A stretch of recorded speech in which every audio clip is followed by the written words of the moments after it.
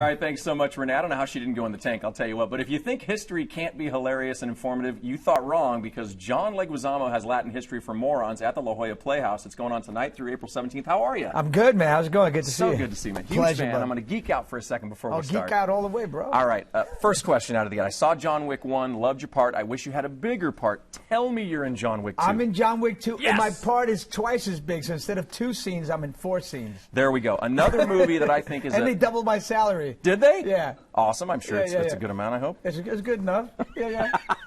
Now, another movie, which is a total sleeper, is American Ultra with Jesse Eisenberg. I know. I love that flick, man. It was really dry, really action-y, but kind of witty.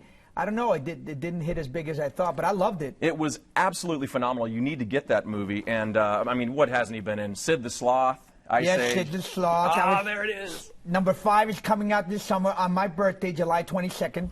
It's awesome, man. I love this guy. All right, so La Jolla Playhouse, the run is tonight through the 17th. Correct. It's Latin history for morons. What made you want to do this?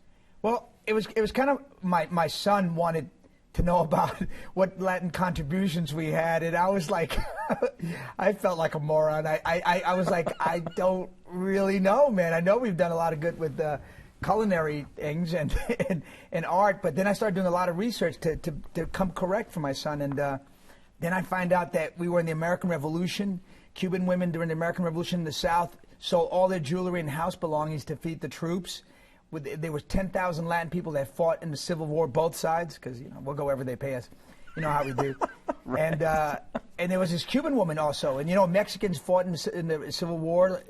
I mean, we've been in every war supporting, and you just never see it. You never see it in textbooks, movies, nowhere. It's unbelievable how our contributions are just erased. Well, and it's funny, not funny, haha, but odd, because I was thinking about this. No, the show is funny. I'm just giving you, the serious historical facts. Well, and that's the thing is really, as students in high school, we take what's served to us. Whatever's in the books, whatever the teacher decides to share with us, we learn. So I think really you could be starting something quite monumental. That's what I'm hoping. I'm hoping that actually my show, I mean, aside from being funny, that it does make a difference, that people start going, hey, we need to revise textbooks. We need to make movies about all these characters. From Here to Eternity, that movie. Oh yeah. That's based on a Mexican guy's biography, but you never know it because it was played by a white guy. I never knew that. Yeah. Yeah. All right. So speaking of the funny, now you're going to get up on stage. What can folks expect other than just a history lesson? Because listen, everybody who sees John Leguizamo expects energy and funny. There's going to be characters. There's going to be some stepping. I'm doing some stepping. I'm a dance. I'm going to bring it all out. All the Leguizamo tricks. Okay, this is 2 hours on a stage, man. I mean, and this is your 6th one? Yeah, 7th one? my sixth show. 6th one. Do you have a favorite that you've done in the past? Ghetto Clown was my favorite. I felt it was my magnum opus. I mean, it was the most honest, the most revealing, and the hardest to do, but the most joy I had being on stage. All right, so again, at La Jolla Playhouse, if you haven't been to that venue, first of all, it's phenomenal. Oh, it's incredible, man. Beautiful. Intimate setting. Yeah. I can't even believe you're doing this. Did people get to see you this up close and personal? And it's a great time. I love performing in La Jolla, man. It's a really nurturing environment. It's a great place for me to start, on my trek to the B-Way. All right. Now, in addition to that, you have a series on Netflix, Bloodline. Oh, yes, brother. Pound. Yeah. This is a fantastic series. It came out last year with Ben Mendelsohn, Kyle Chandler, and I'm in the 2nd season.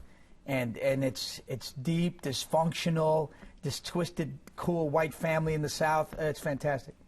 Have you not played a role yet that you want to? I mean, everybody sees you as sort of the comedic role until recently, like with John Wick and American Ultra. I thought you were actually very funny, but you still had that deeper, darker side to you. Yeah, it was a dark character. Yeah. But Benny Blanco from the Bronx and Carlito's Way. That's the only time I've ever seen you. As an actor, love you. As a character, I hated you. I was like, how can you do that? Yeah. Italian Americans across America constantly come up to me, hey, why'd you have to kill me? And I'm like, dude, it's not a documentary. It's a fictional, because they think it's real. Right. Oh, yeah. People, do you get that? Because really? I killed their Pacino. It's like, seriously, dude. That's what I thought. I thought, how do you kill Al Pacino? But you already knew he died at the beginning of the movie. They set it up that he's dead at the top. Why are you so surprised at the end? He pushed me. We want miracles. We want miracles. We want him to live somehow.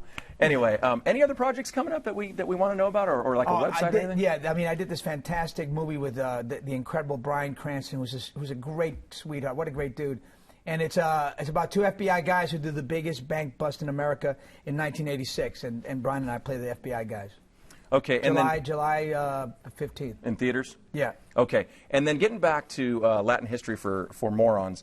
Again, La Jolla Playhouse tonight through the 17th of April. It's going to be one heck of a show. But when people go there, okay, so they're going to see you for 2 hours standing up on your own, bringing comedy, bringing history. Yeah. And are you narrating as well at all? Like, did you have any pre-recorded narration or any of that? No. This time I took all that stuff out. Like Ghetto Clown was like my multi-mix media with videos and all. This time I want to do it all. Kind of a tribute to Jonathan Winters, who was this comedian who influenced me when I was a kid. I know him, absolutely. Who did everything. You know, it was all organic, in-house. And I wanted to go back to the old school way of doing that. So I do all the sound effects. I play all the music, you know, beatbox it and all. And I save a lot of money, too. Now listen, I see guys like you who are I call big Hollywood stars, you know, on stage, on the screen, on TV. Well, you know what I mean. Yeah. And then I meet you, you're so humble, but I've always been curious, at this stage in your career, you've been doing this a while. Do you get nervous at all before you go on stage? Yeah. On stage, definitely. You still get a little bit of nerves. And that's good, man, because that brings you adrenaline and gives you the extra boost. I like that nerves, you know, because I don't get that as much on film. You don't get nervous on film because you get multiple takes to get it right, so you're going to be fine. On stage, you got that one night to get it right. All right, just one more time as we head out of here. Just Sid the Sloth, one more time, please. Sure. Come and see John Leguizamo's Latin History for Morons tonight, all to the 18th. See, Linda's over there clapping. John, thank you so much, Pleasure, man. bud. You are just amazing. All right, a brighter future is here now.